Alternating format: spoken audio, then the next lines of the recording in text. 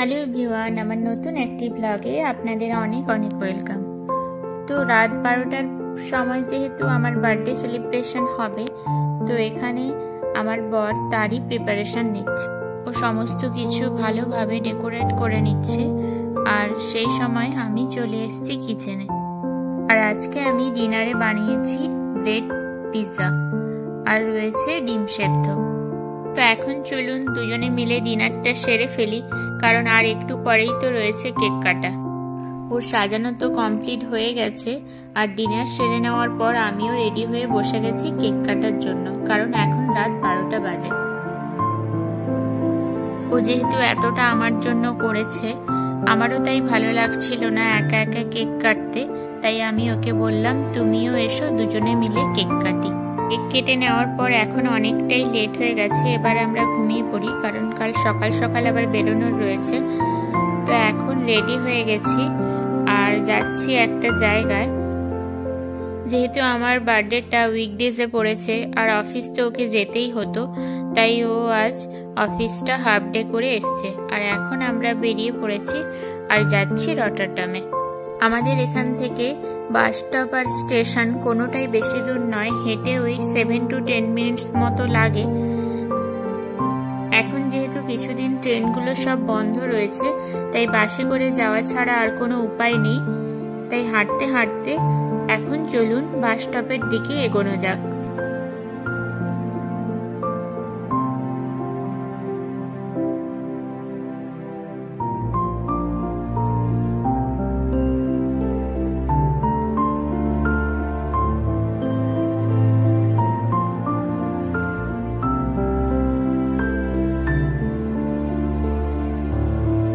এখন আমরা পৌঁছে গেছি বাস স্টপে, আর বাসে ওঠার জন্য দাঁড়িয়ে গেছি লাইনে।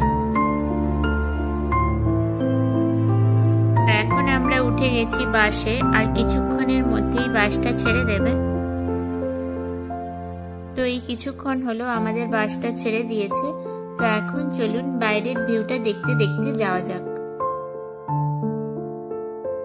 যেহেতু এখন সামার সিজন চলছে, তাই এখানে দেখুন কি সুন্দর রোদের দেখা পাওয়া গেছে।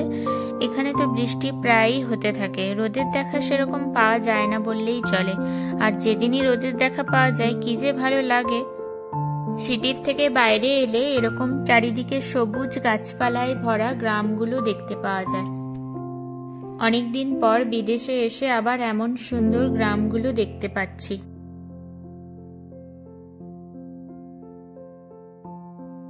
এখন যেহেতু সামার সিজন চলছে, গাছগুলো চারিদিকে কি সুন্দর সবুজ হয়ে রয়েছে, বাট আর কিছুদিন পর থেকে তো গাছগুলোতে আর একটাও পাতা দেখা যাবে না, বরফের চাদরে ঢেকে যাবে।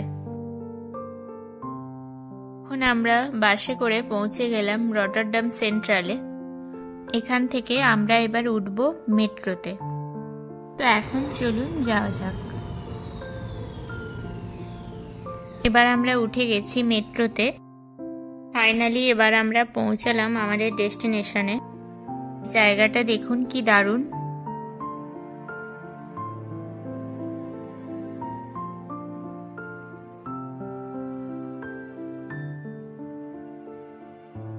আমরা এবার এখান থেকে বোট রাইড করব। তো আমরা একটু আগেই পৌঁছে গেছিলাম, তো ওনারা বললেন আমাদের একটু ওয়েট করতে। ততক্ষণে চলুন আমি আপনাদের এই আশেপাশের জায়গাটা ঘুরিয়ে দেখাই।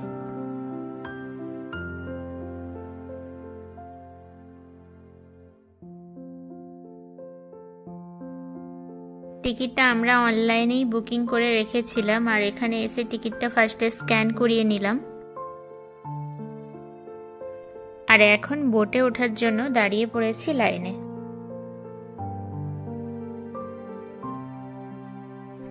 তো এখন ফাইনালি আমরা বোটে উঠে গেছি, আর একদম কর্নারের দিকে একটা জায়গায় বসেও গেছি। এবার চলুন আপনারাও আমাদের সাথে এই বোট রাইডটা সেরে নিন।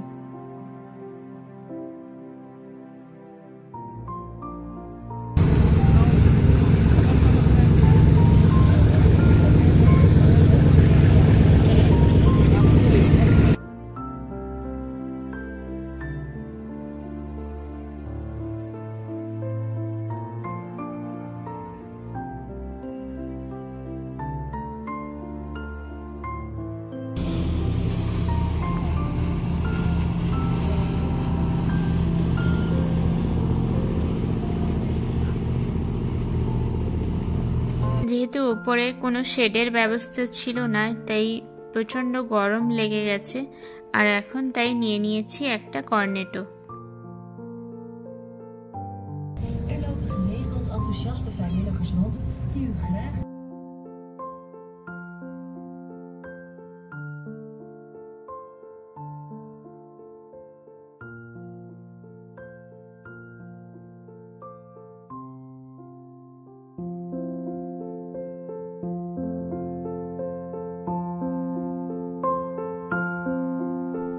আর ওই যে দূরে যেটা দেখছেন ওটা হলো ইউরোমাস্ট টাওয়ার।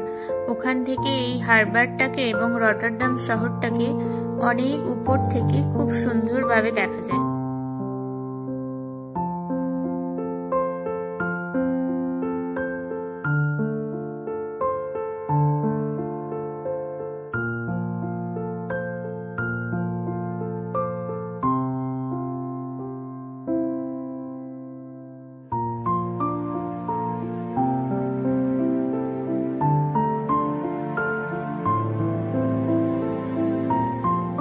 ওই যে দূরে দেখুন কত বড় একটি জাহাজ দাঁড়িয়ে রয়েছে।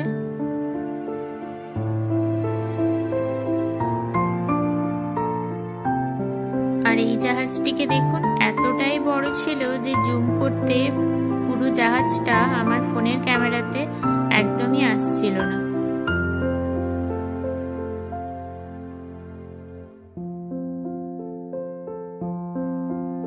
এতক্ষণ ধরে তো আপনারা অনেক বোট আর জাহাজ দেখলেন, আর এখন এই হাঁসগুলোকে দেখুন কি সুন্দর জলের মধ্যে সাঁতার কেটে বেড়াচ্ছে।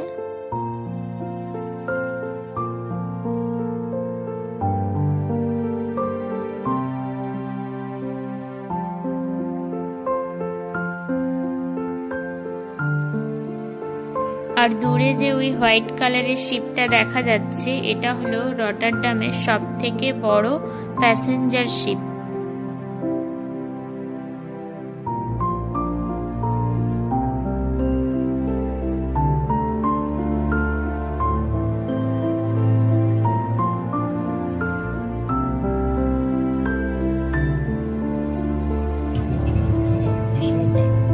এখন আমরা জলের মধ্যে একটা দারুণ জিনিস দেখতে পাচ্ছি, সেটা হলো বাস।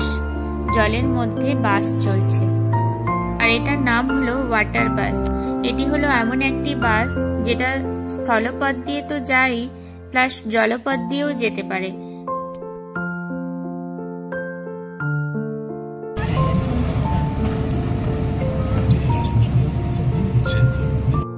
এখন আমরা যেখান থেকে শুরু করেছিলাম আবার ওখানেই চলে এসেছি।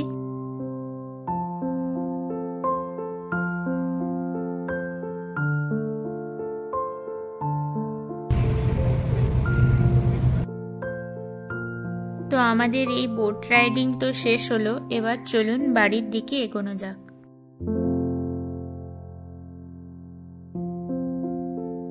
বাড়ি ফিরে বেশি লেট না করে ফ্রেশ হয়ে সোজা চলে এসেছি কিচেনে। আর আজকে যেহেতু আমার বার্থডে রয়েছে, আর বার্থডের জন্য স্পেশাল কিছু মেনু আজকে তো করতেই হয়। তো এখানে প্রথমে আমি ফ্রাইড রাইস বানানোর জন্য সবজিগুলো ভেজে নিচ্ছি। এরপর এটার উপর ভেজে রাখা কাজুগুলো দিয়ে দিচ্ছি আগে থেকে সেদ্ধ করে রাখা ভাত। এরপর কিছুক্ষণ নাড়াচাড়া করার পর এটার উপর দিয়ে দিলাম ঘি আর অল্প করে গরম মশলার গুঁড়ো।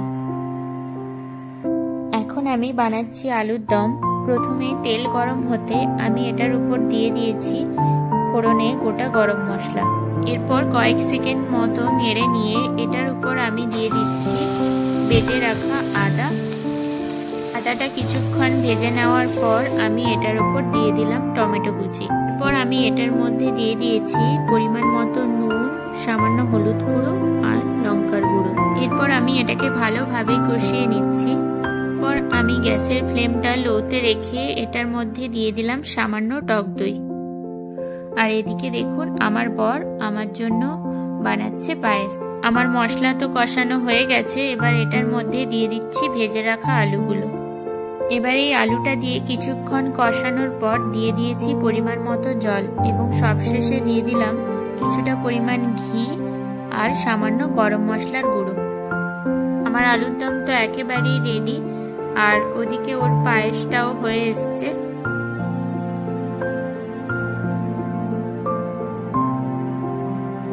চলুন প্লেটে সমস্ত খাবারগুলো বেড়ে নেওয়া যাক। আর আজকে ডিনারের মেনুতে কি কি রয়েছে আপনাদের একবার বলে দিই। রয়েছে ফ্রাইড রাইস, আলু ভাজা, সর্ষে ফুলের পকোড়া, একটা সবজি, আলুর দম, আর রয়েছে পায়েস আর কোল্ড ড্রিঙ্কস। এখন তবে আমরা ডিনারটা সেরে ফেলি। আমার আজকের এই ভিডিওটি তবে এখানেই এন্ড করছি। দেখা হচ্ছে নতুন কোনো ভিডিও নিয়ে। আর ভিডিওটি ভালো লেগে থাকলে অবশ্যই লাইক, কমেন্ট, শেয়ার এবং সাবস্ক্রাইব করতে ভুলবেন না। সবাই ভালো থাকুন, সুস্থ থাকুন, টাটা।